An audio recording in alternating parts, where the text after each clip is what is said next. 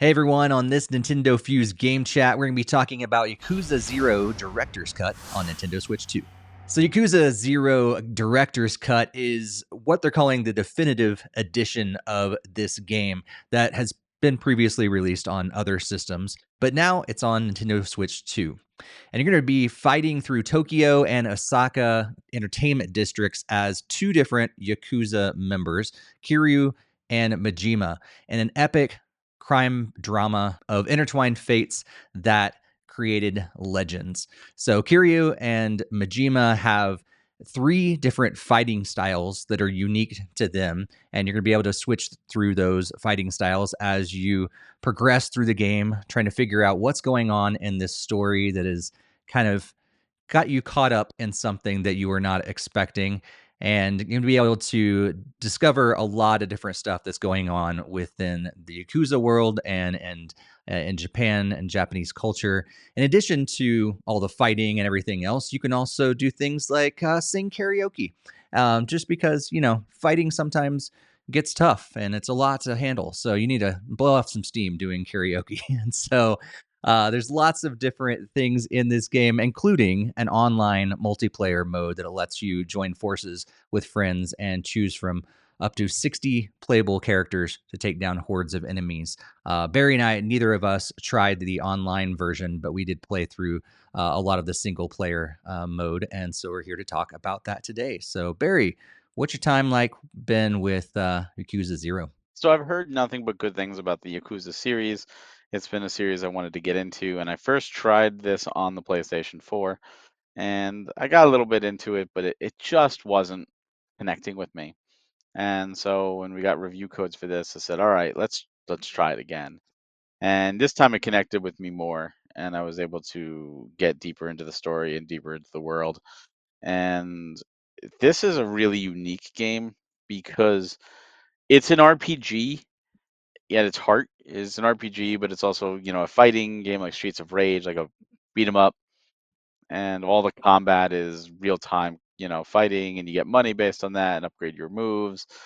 And the city is alive, but at the same time it's also restrictive because you are pretty much kind of funneled where you need to go, especially early on.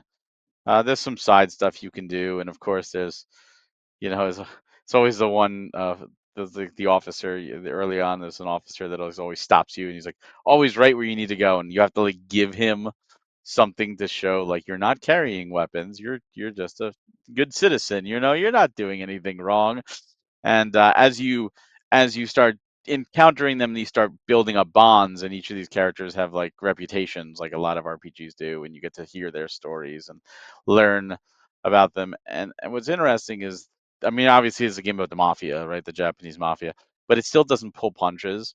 Like it gets into some weird Japanese culture. Like I'll never forget the quest of stopping a girl from selling her underwear because they're trying to make money and they're high schoolers. And I'm like, that's really creepy stuff. But I'm sure in 1988 that happened. It might be happening today for all I know. But it's just like some of that stuff could make you feel uncomfortable, but at the same time, it's part of the world, and I'm glad they included that. They didn't like omit that because that's part of the world they live in, and it has to be accepted. Like that it exists. You don't have to like it, but it's still there. It's like, with the Yakuza, when you leave the Yakuza, you cross the boss, you cut off a finger, and like that's really not something you want to think about. It's not pleasant, but it's part of the culture, and it's really interesting to see how that transcribes into this semi-open world action RPG. And like Steve said, there's tons of extra stuff you can do.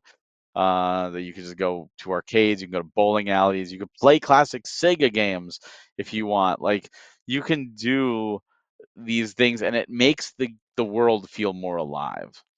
And what's really kind of not jarring, but it's very, very different when you switch characters because they're very, very different characters. Not only with different fighting styles, but different worlds. I mean, they're different cities, but like it's so wild to you have Kiryu, who is this like typical mafia. He's a good guy, but he gives that tough guy persona, and he will not, like settle. Like he'll do the good things and help out, but you don't want to mess with him. And then you've got Majima, and Majima is just like this guy that will just heal you with kindness. Will be like, "Sir, you can keep spitting on me. It's okay."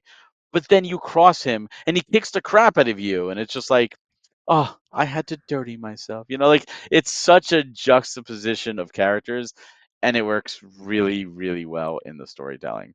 I like that you get different masters for the different weapons or the different fighting styles, and you have to train and learn them and do tasks. I it it's a really good world, and of course, this is the prequel to the future games, of course.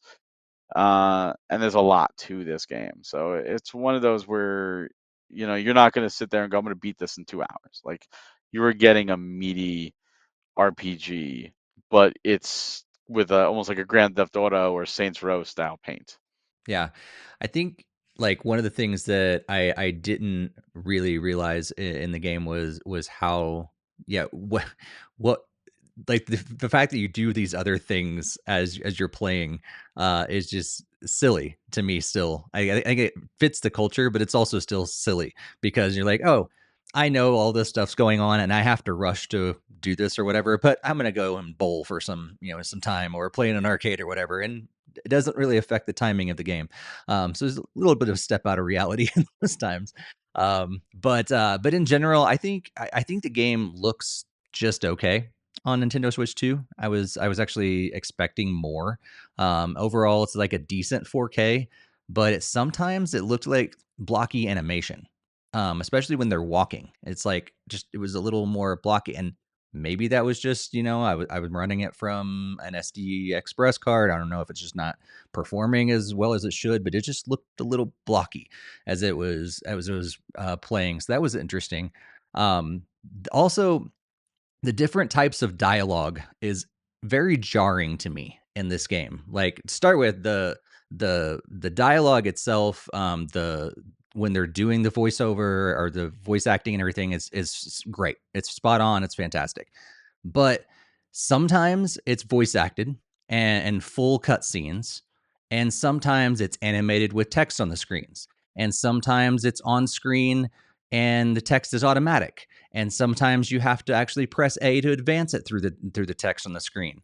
Like just pick one or two and stick with it. Like why change it? Like almost every time you have some sort of cutscene, and there's a lot of them in this game, it's a different thing almost every time. I'm like, what is going on in this? So that kind of threw me off. In fact, because at first it's like regular cutscenes with dialogue, and then it cuts to these like static scenes with words on the screen. I was like, okay, that we're going to do two different graphical styles. That's fine, cool. And then the next time it goes from a regular cutscene, it goes to one where they're actually moving on the screen, and their mouth just starts going. And I was like, what is that? Like, because I wasn't expecting it, because I was expecting them to be static with words on the screen like it was the last time. And so it just threw me off. I'm like, just pick one or two styles and stick with them. Uh, um, and then the dialogue itself, while great and the voice acting is great, it's just really slow. I rarely don't want voice acting. Let's say it that way. Like most of the time, I will want voice acting in a game rather than reading on the screen. But I'm pretty sure I could have just read this story a whole lot faster than what they're talking through. And there was so much extra dialogue that it just wasn't needed. I found a lot of times. I'm expecting them to just get to the point. In fact, the point of where Kiryu actually says that to some characters several times. He's like, just get to the point. Just move forward. I'm like, yes, I feel the exact same way. Just get to the point when you're talking, because this is taking way too long. And it's also hilarious sometimes, these conversations. Is it supposed to be a comedy? Because I felt like it was a comedy a lot of times when people were talking, and like the interaction between the characters is sometimes so far out of left field. I don't know Japanese culture enough, but I don't think anybody really talks like that sometimes. Like what is going I on? think there's serious aspects, but then there's also a lot of like comedic, lighthearted or funny aspects. And I think it's this whole like you have this big Yakuza, character and tough guy, and then he's doing these weird little odd jobs, and it's just like Yeah, it's just almost feels like a sitcom. Like, it let's really put him in this does. scenario. Yeah, and so I think for me, it was kind of a little bit jarring. I'm like, am I in a comedy or am I in a drama? I feel like I'm going back and forth. I'm not really sure. But speaking of the comedy, the karaoke, that was just hilarious. Kiryu is so bad, and pulling off those button presses, I probably looked hilarious trying to push them all in the right order and do like there's no easing into the karaoke style. You're just thrown into the song that requires you to know exactly where those buttons are and be able to press them exactly as you need to. And I was like, okay, ease me into this thing. So that was kind of crazy. The good thing was I didn't get booed off the stage or anything, so that's fine. I guess I did good enough. Uh, I had to do that in a room with a lot of people talking too, oh which was gosh, was a lot oh a lot more challenging. wow. But yeah. So finally, when I get into a fight, the tutorial fights were so much harder than the actual fights. I don't know if you found this the case too, but like because it was incredibly tough for me to like do exactly what the on-screen instructions were asking me to do. But and then when I thought I was doing it by pressing the button that they wanted me to press, they're like, okay, so now press B after you've hit Y so many times. I think I'm doing that, but then it doesn't seem to be progressing to the next thing. And so I'm doing it over and over and over again. And eventually I get into these actual fights and I had it on the easy setting, but still the fights were incredibly quick. And so much to the point where like I'd get to a fight scene, it'd be over in like 10, 15 seconds, and then back to another 10-minute cutscene. And I feel like that's kind of how a lot of the game was like long cutscenes, quick, quick fight scene for like 15, 20, maybe 30 seconds, maybe a little longer if you're on hard mode, and then back to another 10-minute cutscene again. And that was like over and over again is what I experienced. I don't know about you, Barry, but like is that kind of what you experienced? Like, were you okay with that? Because that there wasn't a whole lot of gameplay that I was experiencing. It was more watching cutscenes. Yeah, there was a lot of cutscenes, but especially early on, that's setup, you know. Sure. And the combat I liked a lot. In fact, there were plenty of times where I just purposely knew I had to go to A, but I wanted to run around and just find random fights. Until I find the guy that like will take your money, and he always kicked my butt. So I see I'm gonna run the other way, like nope, nope, I'm not here, I'm not here. But yeah, a lot of that I felt the tutorial, and a lot of tutorials are like that, where they force you to do this 3 times, and you have to use a certain button, kind of like it doesn't always work properly or it doesn't read properly. But yeah, the fights were usually pretty quick for me, and I didn't mind that. I liked the fights, but it also made me feel powerful. And like you, I Sure. played in the easier setting, so it just was like, yeah, I'm kicking these guys' butts, and making myself stronger for the tougher opponents, which definitely came. The boss fights are significantly more Oh challenging. yeah. Yeah. It's funny you mentioned about the different graphical styles, because when I first booted it up for this review, it had been well over a year, maybe 2 years since I played it on PS4. So he has the opening cutscene and all that cool, and he's walking out, and then he had the conversation with the person who paid him in the car, and he rolls down the window, and it was suddenly static. Hmm. And this was like I think 2 or 3 days. I was started playing this like after I got the Switch too. So I'm like, oh God, did they make limitations on the Switch 2 Right. version?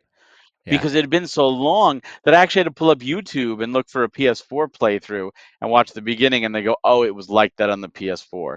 And once I realized it was like that on the PS4, I'm like, "Okay, well now I'm not upset anymore because obviously this isn't just an enhanced port."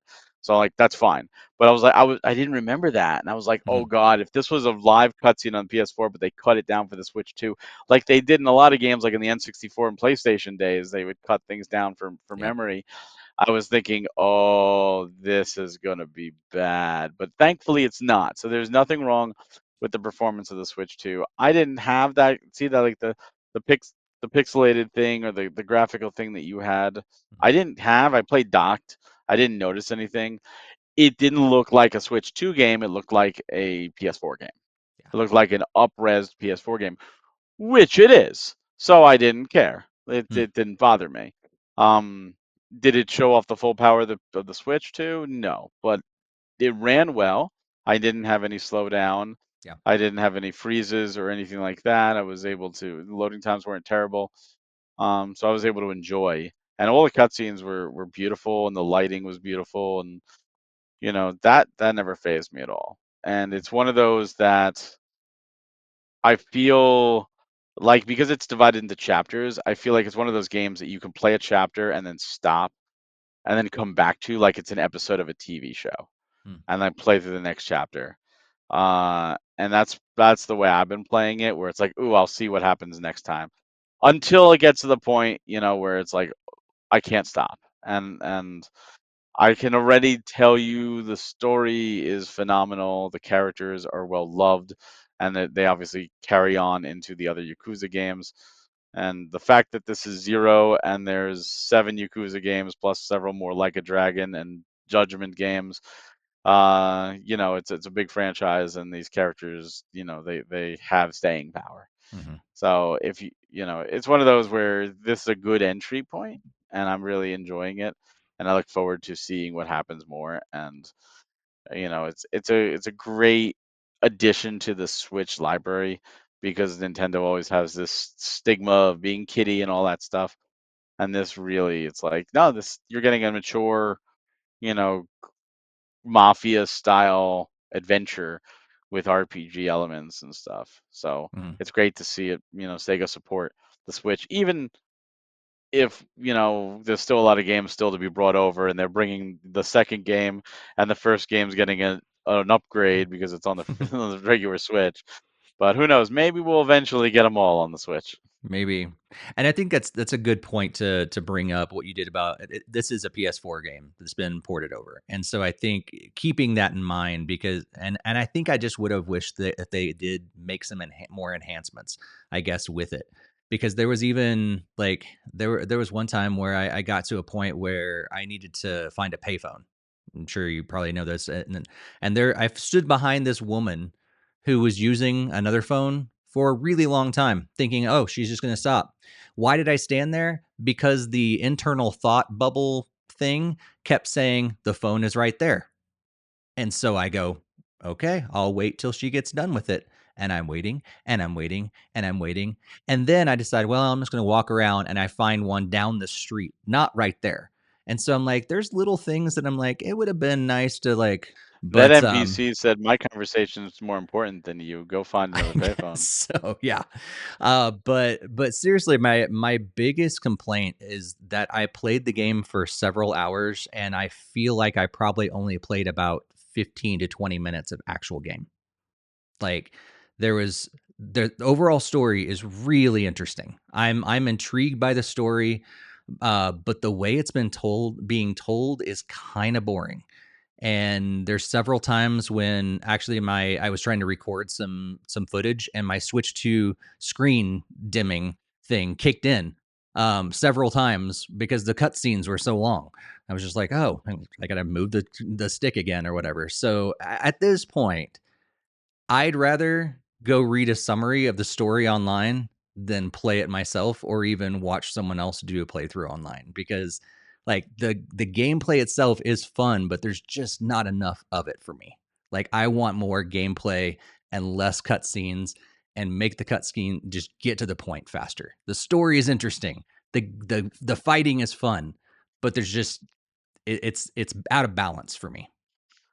So, and that, a lot of games I feel suffer in the beginning because of that, because they're trying to do the setup, right? When you start Right. a story, you have to But have I'm this like, build up the and this. start of the story, I am several hours into this at this point. I can understand the first like 30 minutes, maybe even the first hour, but I'm getting close to 3 hours, The and we're still problem is feeling you're this. you're you're still at the start. When you're 3 hours into a 40-hour game, you're not even 10%. It's So true, you're but still, you're still I'm not going not to get there. close to 40 hours at this rate. You're gonna take this 40-hour game and you're gonna turn it into 80 hours just I watching want to turn it the into a 10-hour game at this point. guy.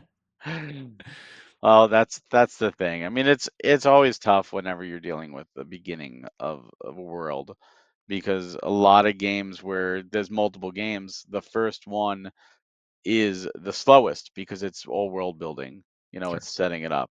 And then the big hype comes from the second and the third, etc. Because now you have these established characters. Now you get this combat and you get more action and more stuff is happening. And people say, "Well, why don't you just jump into those games?" And you absolutely could. But the problem is you don't have the same connection with those characters or that world if you don't do their world building. So it's almost like a necessary evil. Now, not every game or movie or TV show or book or whatever handles it the same. And I agree they could definitely speed things up. They could trim the fat, as they say, but maybe they felt that was the charm. Maybe because remember, Yakuza Zero wasn't the first Yakuza game.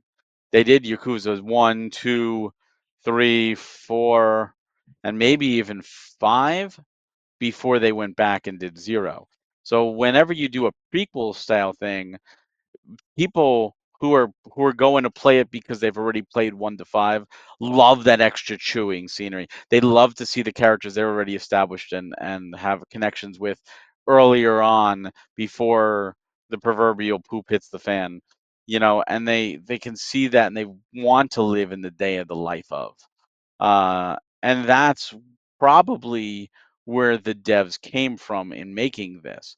Starting from this, you don't have the same connection with those Right. characters. So it does feel a little slower. It's like watching any long established TV show and you jump in an arc and let's say, oh, this is the start of an arc, this is a good jumping in point, and the first 10 episodes or more slice of life. Like nothing really happens. The characters are just interacting and doing their daily life before big stuff happens. And you watch those 10 episodes and you go, that was kind of boring. But those 10 episodes are really meant to be watched after the last big climax that happened. This is the calm before the storm. You need that break. You can't just do climax, climax, climax. So that's really what this is.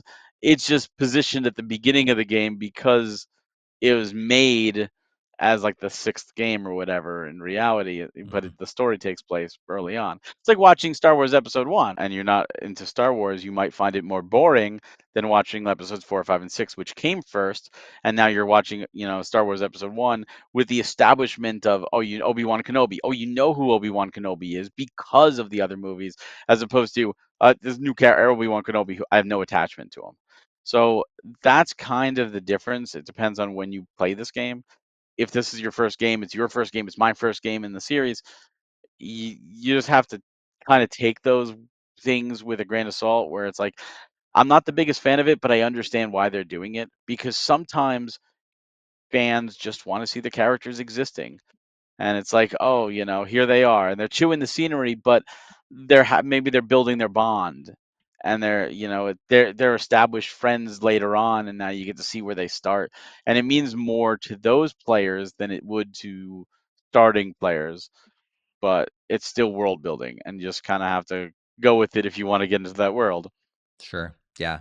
And that makes sense. And I think that's really interesting because I think from my standpoint, I look at this game going, you've made 5 games before this. I think you should have ironed these things out by the time you got to Yakuza Zero, where maybe it really was for those people who had played through 1 through 5 beforehand. For you and I, we're coming in this fresh. Maybe that's not the move. Maybe we should start with 1. Maybe actually go in development order rather than in the actual chronological order. I don't know, but I know from my perspective, and we're coming at this from 2 different opinions here. Like I feel it feels too slow. I want more action. I want more actual gameplay in this because when I do it, it's good, and the story is good. I think they're out of balance for me and for what I like. I think I understand that, and I don't think there's a right or a wrong way to look at that. Yeah. I do think you should give it more of a chance and keep going because there's definitely it changes as it goes on. Yeah. The beginning is very slow. I absolutely agree with you. The Sure. first 2 chapters are very slow, and then it starts picking up. Okay. Well, How Long to Beat does put it at an average of 31 hours, 31 and a half hours for the main storyline. But of course, you can sink 64 plus hours into this game as well. So yeah, notice that my opinion is coming from the first like 3 hours of the game. Barry's played more than I have, but that's where we're coming from. This game is $49.99 on the US Nintendo Switch eShop, and the physical edition, I believe, is a game key card, Yeah. and that's going to require. So no matter if you get it on the eShop or well, from the eShop, from the game key card, it's going to require 45, almost 45 and a half gigabytes on your Switch system or your micro SD Express card. So it's a big chunk. It's a large game. Barry, is it worth it? I say yes. I say if you're really interested in getting into the Yakuza series, I say if you're interested in, action RPG set in Tokyo or 1988 Tokyo and interested in mafia style stories, then yes, I think that the characters are good. I think the story is good. I think the combat is good. The gameplay, the fact that you have those extra things, you could sit there and just lose hours of your day just bowling and having fun bowling or playing darts or, and not even continuing the story. But that's all adds to the experience. And even playing the classic Sega arcade games. So because of that, because of the way the world is built, because you're getting this large story. I mean, you said 31 hours or whatever. That's a good chunk of time, good bang for your buck. Then I'd say if all this sounds interesting to you and you've watched the trailer and you're like, you know what, that looks really cool. You're just looking at gameplay that's been playing during this review, then yeah, I think it's worth it. If you're unsure, you're worried about the slower speed, or you're just not as big into mafia stories, but you like the combat, or you love mafia stories but you're not into action combat, I would say wait for a sale, wait for a discount for you to give it a try. That's what I would suggest. Um, but yeah, and if you absolutely hate action RPGs, you hate fisticuffs, you hate mafia, you hate anything to do with criminal underworlds, and just stay away. Yeah, yeah, totally. Yeah, I think I'm right there with you. I think for if you are listening to this or watching this and you resonate with me, you're probably going to be in a similar boat than me, and saying, yeah, I don't know. Maybe wait for a sale. Maybe go to a different Yakuza game first. Like maybe run to one that maybe is more action or something like that. I don't know if they exist or not, but if you're more into that, like, hey, I just want to get to the action, and like me, and I don't want to sit through lots and lots of cutscenes. I just want to get to it. Then maybe this game's not for you. Like I don't. I went into it thinking it was something that it's not. And I think that's kind of also set me on this little more negative path, because I was expecting a game where I was going in and I was like going to take action and I was going to like go through the streets of Tokyo and rough up people and do all this stuff. And I'm like, you're doing a little bit of that, but you're also paying attention to a big story that's going on at the same time. And I didn't realize that going in. I think so maybe it's more of making sure your mindset is the right place if you do choose to get in this game as well. So I think yeah, I'd agree with you, but just with some of those other caveats, and just kind of know yourself, know what this game is, and that's why we do these game chats, is to kind of give you an idea of what this really is, rather than just this is our recommendation, play it or not play it. But this is the experience that we had from our different points of view, and being able to say, hey, you might have a similar experience and you may resonate more with Barry or me, or you may fall somewhere in between or completely different than both of us. But this is the experience that we had. And I think it's a great game. It's just not for everyone. And I'm still trying to figure out if it's for me or not, I think. So, but Give we it more are, time, maybe it'll change. yeah, and I do want to know. I think that's the biggest thing, is I do want to know more of the story. It's very, very intriguing. Like I really want to know what's going on with the story. It's just I also want to fight in this game too. So I don't know. We'll see. So huge thanks to Sega for giving us some codes to be able to check out this game and review it for you guys. And if you like reviews like this and game chats like this, also be sure to check out our YouTube channel. We have podcasts, we have interviews, we have gameplay videos, and so much more.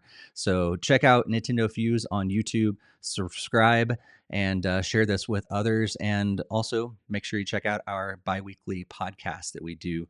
And we'd love to see you there as well. Barry, thanks for joining me today and talk about Yakuza 0 Director's Cut on Nintendo Switch 2. And we'll catch you next time.